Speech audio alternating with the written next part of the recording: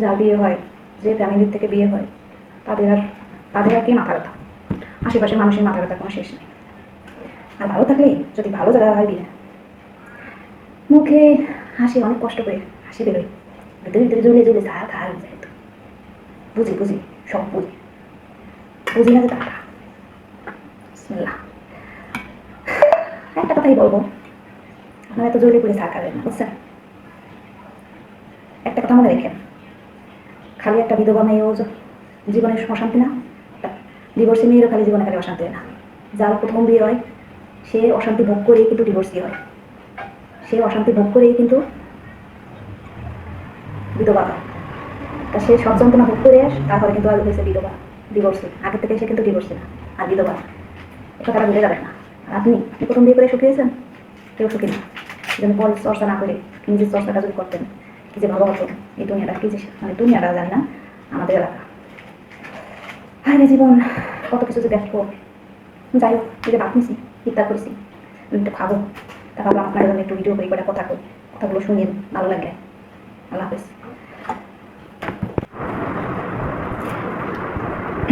মেয়ে লোক সবখানেতেই সব কিছুতেই সমস্যা মেয়ে লোক নিয়ে। কেন বলুন তো? একটা বিধবা হলে তাকে নিয়ে সমস্যা, সবাই কান খাড়া করে থাকে, এই কান খাড়া করে থাকে যে কখন তাকে নিয়ে কিছু একটা শোনা যাবে, কখন তাকে কোনো একটা বিপদে ফেলা যাবে। কেন বলুন তো? মেয়ে লোক নিয়ে আপনাদের এত কিসের সমস্যা?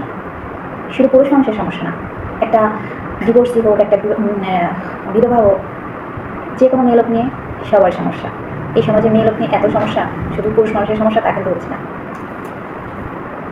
একটা মেয়ে লোক নিয়ে একটা মেয়ে লোকের পিছনেও লাগে, মেয়ে লোক হয়েও একটা মেয়ের পিছনে লাগে।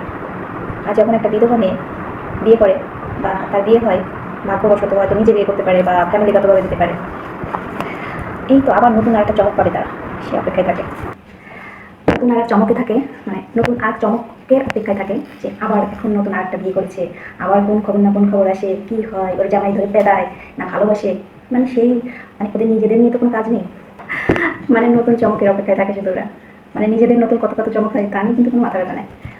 একটা বিধবা মেয়ে, একটা ডিভোর্সি মেয়ে, বা একটা বিধবা বা একটা ডিভোর্সি মেয়ের নতুন বিয়ে করা, তাদের আবার কী ঘটনা হয় না হয়, তাদের আবার বড়েরা পেদায় নাকি করে, কেমন আছে, চোখের জল নাকের শিয়েন আবার এক হচ্ছে কিনা, আবার ভ্যাকচানো যাবে কিনা। মানে একা থাকলেও একটা বিধবা মেয়ে দোষ, আবার দ্বিতীয় একটা বিয়ে করলেও দোষ, সবখানেই মেয়েদের দোষ।